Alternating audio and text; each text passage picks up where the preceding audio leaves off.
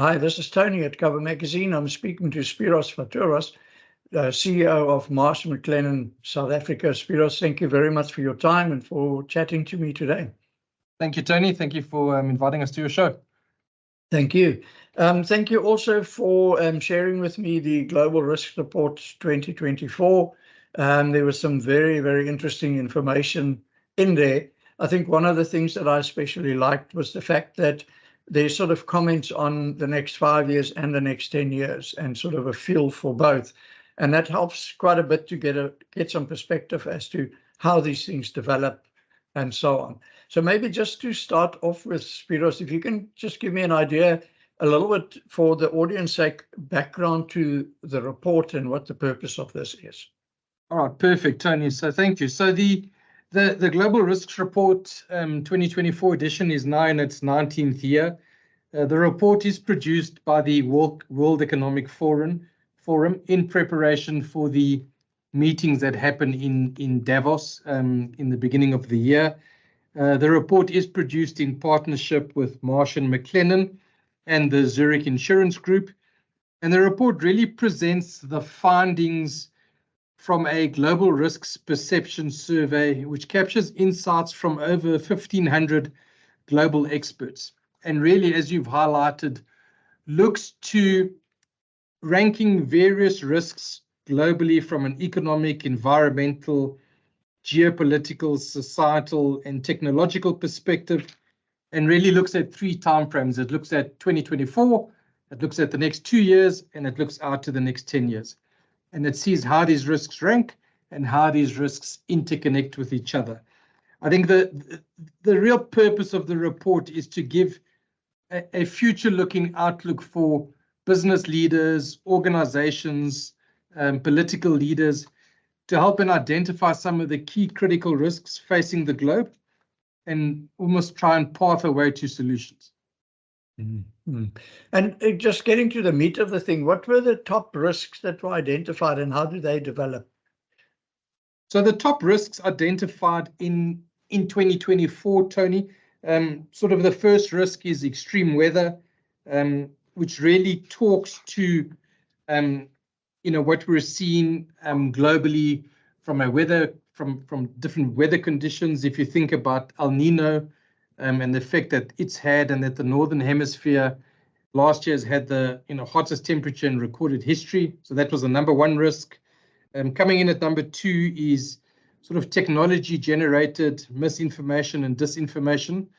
So this is really around the sort of proliferation of new technologies that can create misinformation and disinformation on large scale, and what that means for society, for politics, for the media in terms of being able to distinguish the truth.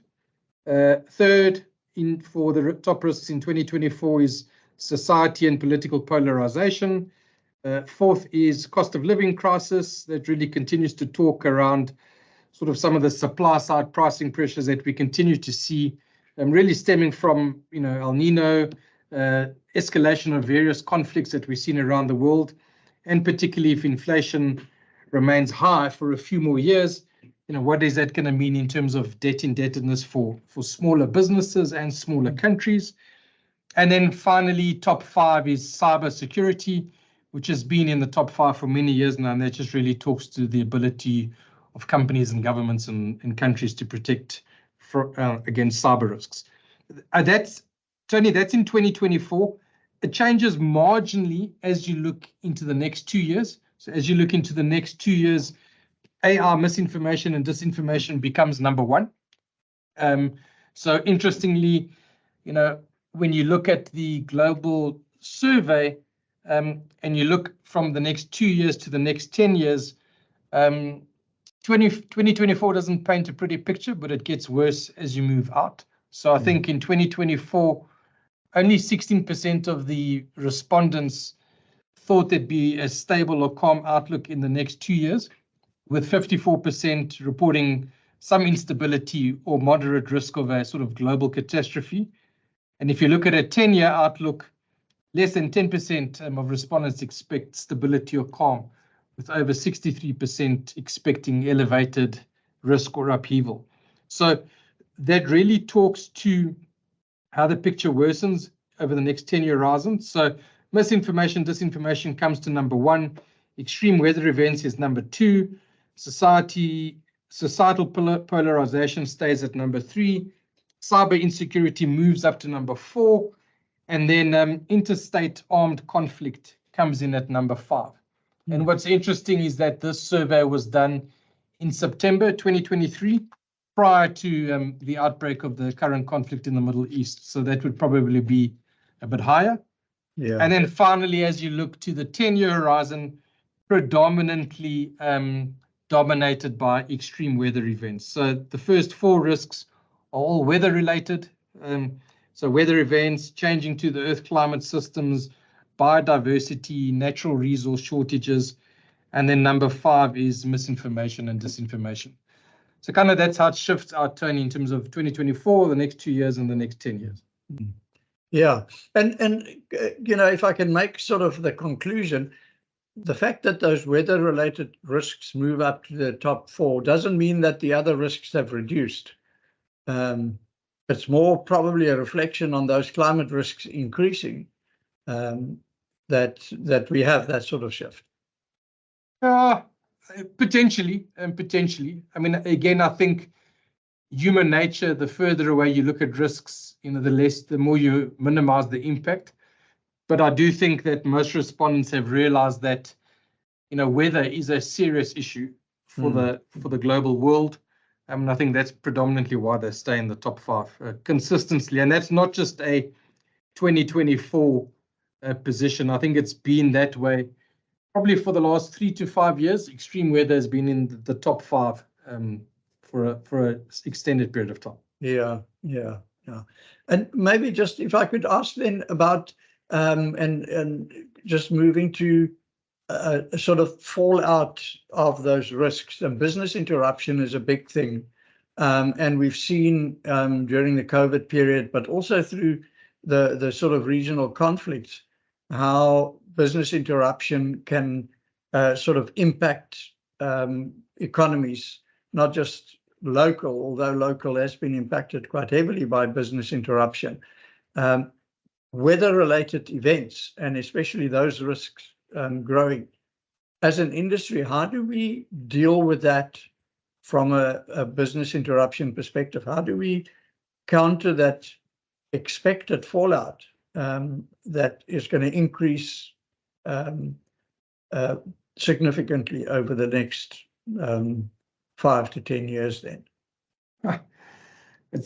That's a difficult question to answer, Tony. I mean, if you go through the report, you really understand how the risks are interconnected. And I really encourage your viewers to either go to the World Economic Forum website, to go to www.marsh.com, or to go to www.marshmclennan.com and download the report. It's quite a significant report, but everything is interconnected. So if you think about the current challenges that are facing the world, you know, the issue around misinformation and disinformation is probably very critical in the next year or 2, because interestingly, in the next 2 years, close to 3 billion people will be testing democracy and going through elections. Over 50 countries are going to have democratic elections in the next 2 years. And these include countries like the US, like the UK, countries like Taiwan, obviously South Africa, probably the most important election we're going to have in the last country's 30-year history, the European Union. So there's a lot happening from a political perspective in the next 2 years, and how misinformation and disinformation impacts that, I think is going to be very, very interesting. And then you overlay, you know, you overlay the cost of living crisis, and you really have this challenge that many countries and companies are facing around managing the short-term exposures where they are at the moment versus the long-term issues that are facing the world, which is climate. And it's how do you give up one now and focus on climate in the longer run. So, you know, I think to solve climate has to be done on a global stage. It has to be done with global multilateral agreements. It has to be done with public sector. It has to be done with private sector. I think the insurance industry has a key role to play in terms of understanding its role in society, understanding its voice that it can bring on the global stage in terms of how to, A, highlight the risk, B, pose solutions, to try enter into public-private partnerships, work with government, create various pools that we've done in many parts of the world. I think the industry has to be proactive in looking to, create solutions for what is a global problem. This is not something the industry can simply ensure. I think, if we're not proactive and it's not done with global coordination, I fear that, potentially ultimately the risk will become too large for the insurance industry to bear, because effectively you're talking about a global catastrophe. If you read through the report, they say in the next up to 2030, we could reach a tipping point or an inflection point where the world increases temperature by 1.5 degrees Celsius. And can we come back from that? So the issue with weather is that I think the scale of interventions that are required and the pace of those interventions, the report highlights there's a disconnect in terms of what we're doing globally versus what is required. Yeah. And I think the industry needs to try and play a role to accelerate awareness, intervention, investment, whatever it can do to this global problem.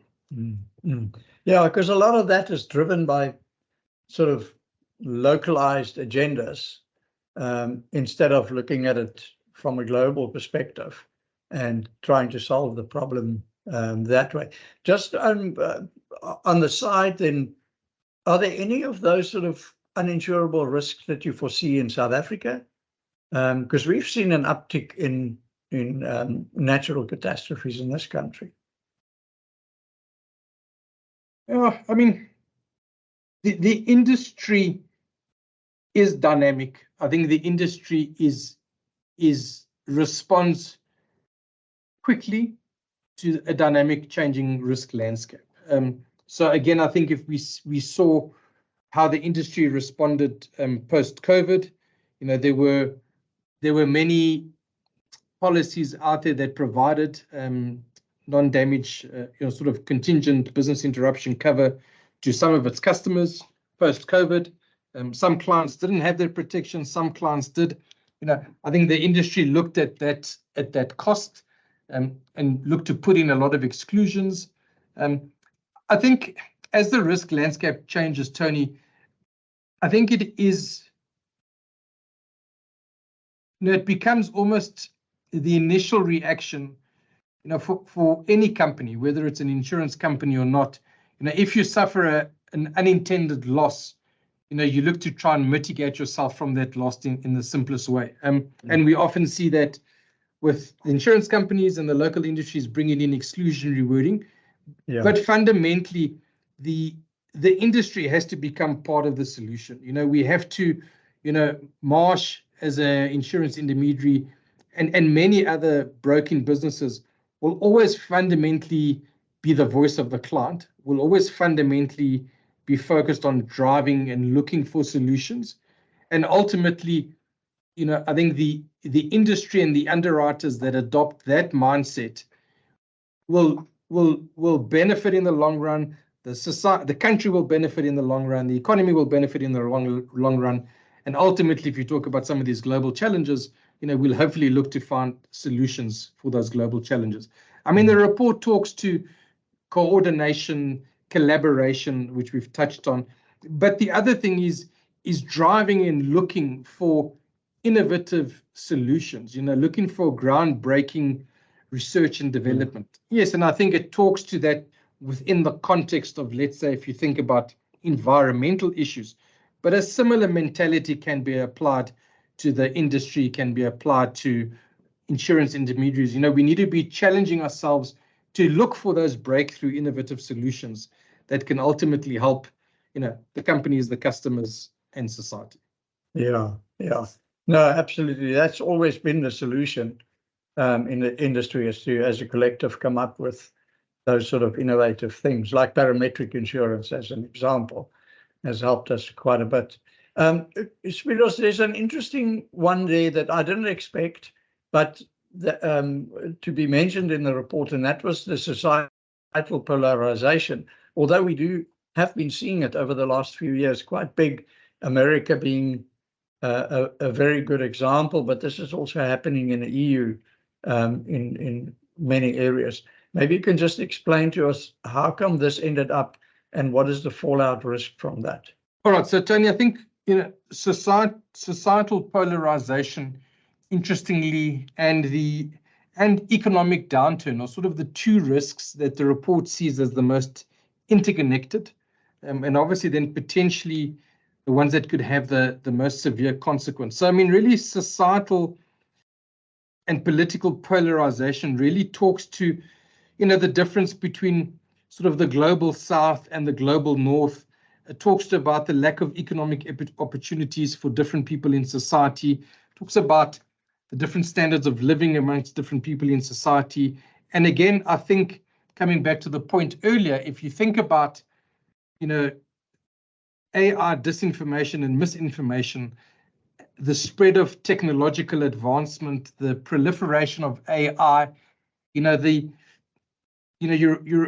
risk of having technological haves and have-nots will also potentially drive that societal polarization as technology shifts to different parts of the globe, and as you start creating sort of a different social agenda, which might be fabricated or also just really have synthetic content. So, and obviously the harder you have the more you have economic hardship, the more it's going to create sort of that polarization in society. And I guess ultimately the biggest risk is then, in having that polar society. It talks to instability from a society perspective, it talks to instability from an economic perspective, and it particularly talks to then, how do you manage that instability within a country? Mm-hmm. And then just in closing, Spiros, we've now gone through quite a few of those risks where, you mentioned that it's very important that there's collaboration within the insurance industry and a lot more discussions, not just locally, but also globally. How do you feel about the efforts that are being put in as a collective to try and come up with solutions to this? Do you think that the industry is doing enough? Do you think that there should be a bit of a ramp up if you look at it locally versus globally? It's a good question. I mean, as I said right in the beginning, the report, takes the view of some 1,400, 1,500 global risk experts around the world and really paints the picture we see. There's no doubt that solutions going forward will be required to be done at a local level and at a global level, at an individual level and at a company level, at a private level and a public sector level. I think it becomes, it's quite difficult to paint a silver bullet in terms of the solutions that are needed, given all the risks that have been highlighted. So there's definitely focus on individual effort and sort of joint effort is key. Has the industry done enough locally? Has the industry done enough globally? Has the world done enough? I think you look at the report and it highlights areas that we could do better. I don't want to sit here in judgment of any particular country or any particular industry, but if you just look at the risks that have been highlighted, the concerns that come out if we don't address some of those risks, I think it's fair to say that there's a lot more work that needs to get done globally, locally, individually, and collaboratively to try and address some of these challenges. Absolutely. Spiros, that was a fascinating conversation. Thank you so much for the time. I know you're very busy, and to share your thoughts with our audience. Thank you, Tony. And then again, just for your audience, I mean, if they want to download the report, www.mmc.com, they can go there and get the report. It's available for download to the public. Thank you very much. We will also make sure that it's included in what we share. Thank you so much. Thank you. Thank you.